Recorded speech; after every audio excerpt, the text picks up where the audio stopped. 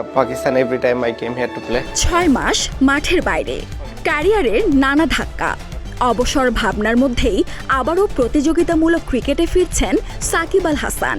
আর ফেরা হচ্ছে সরাসরি পাকিস্তান সুপার লিগে লাহোর কালান্দার্সের হয়ে। 2023 সালের নভেম্বরে আবুধাবির টি10 লিগে সর্বশেষ খেলেছিলেন সাকিব। এরপর দীর্ঘ বিরতি, পারিবারিক কারণে যুক্তরাষ্ট্রে ছিলেন তিনি। ব্যক্তিগত উদ্যোগে সংযুক্ত আরব আমিরাতে অনুশীলন শুরু করার পর লাহোর কালান্দার্স দলে টেনে নেয়। লাহোর কালান্দার্সের একটি ভিডিও বার্তায় সাকিব জানিয়েছেন, আমি যখনই পাকিস্তানে এসেছি সব সময় দারুণ উপভোগ করেছি। ক্রিকেট খেলার জন্য এটি একটি চমৎকার জায়গা, আবার ফিরে ভালো লাগছে।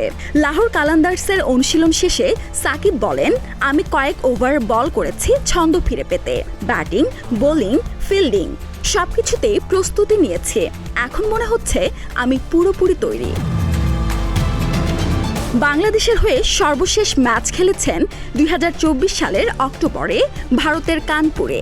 এরপর ইংল্যান্ডে কাউন্টি খেলতে গিয়ে তার বোলিং অ্যাকশন নিয়ে প্রশ্ন ওঠে। 3 দফা পরীক্ষার পর ছাড়পত্র মিললেও মাঠে ফেরা হয়নি। সুরাইয়া শুভ্রা, প্রতিদিনের বাংলাদেশ।